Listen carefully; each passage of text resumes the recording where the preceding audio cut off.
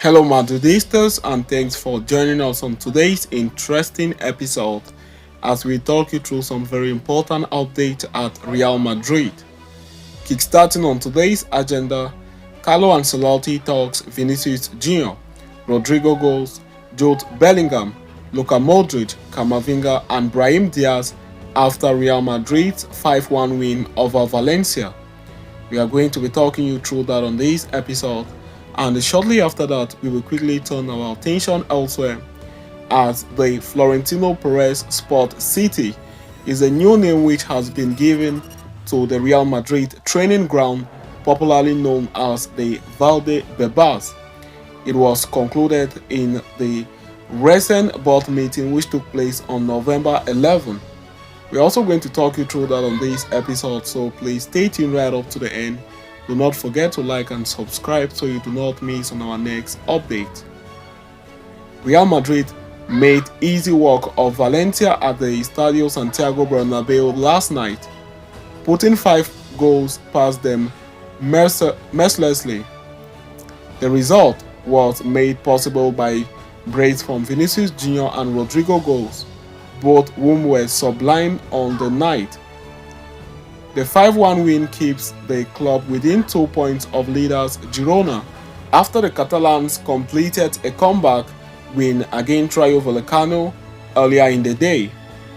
Carlo Ancelotti spoke to the press after his team's emphatic result over Valencia and spoke about a plethora of positives to take away, yet he began by reiterating how helpless he was over failing to provide all players the minute they deserve. In my job, it is unfair to some players when you have a squad of this level. Today, Modrić could have played from the start. He was on the bench, but then he came on.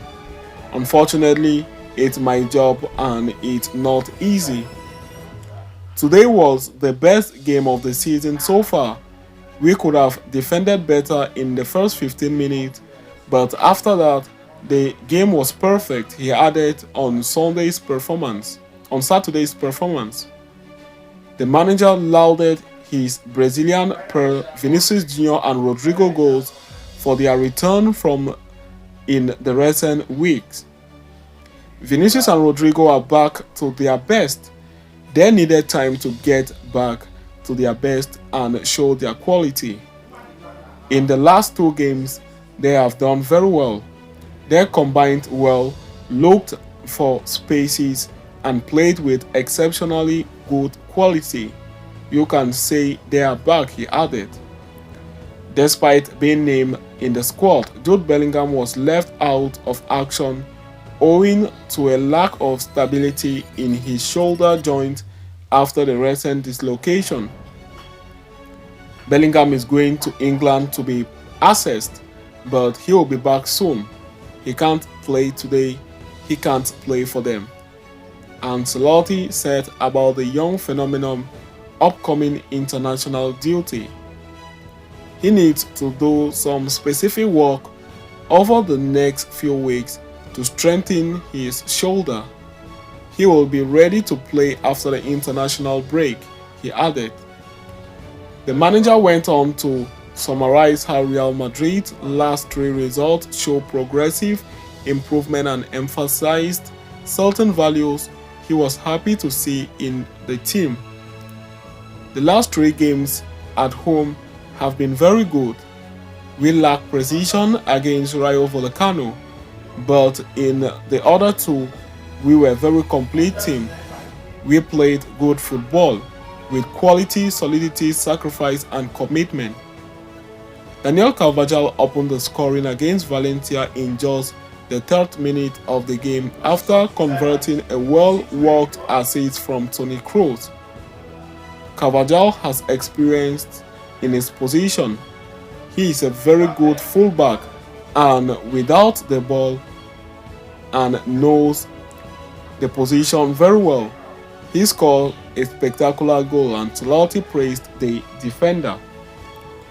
The coach also has words of affirmation for the other goal scorers and impact players on the night by saying, "We played very well out wide when we used Rodrygo with Carvajal and then Vinicius and Brahim on the left. That's how we won the game. Vinicius did very well, as did Rodrygo. I will take the work of the team as well as their effort. I liked to evaluate the collective work, and we did a great job in that respect," he elaborated. Speaking on Eduardo Camavinga, who has been covering the defensive midfield in Aurelien Tchouameni's absence, the manager commented, "He does very well in all the positions I put him in. He is more used to the pivot position, and with the absence of Aurelien Tchouameni, he has shown what he can do." The manager was then asked about his decision to bring Nico Paz and Joselu into the field after the game had been virtually won. "The match isn't over until the referee blows the final whistle. I try to do something to win the game, and even with a 4-0 scoreline, I never consider the game to be decided," he replied, making his intentions clear. He also evaluated the disappointment of the players who were called off the field, especially Vinicius Jr. and Brahim Diaz.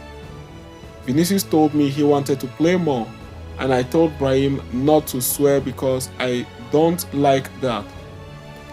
Ancelotti press conference concluded with a comment on Girona's strong run in the competition and their 6th consecutive win across all competitions.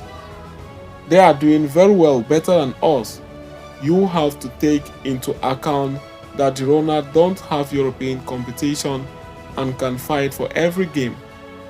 They are a side that can fight for La Liga, and I have no doubt about that," he added on Michael's side. So having said that, we have come to the end of today's interesting episode. Thanks for following us right up to the end. Please do not forget to like and subscribe to this channel. See you next time, and Hala Madrid to us all.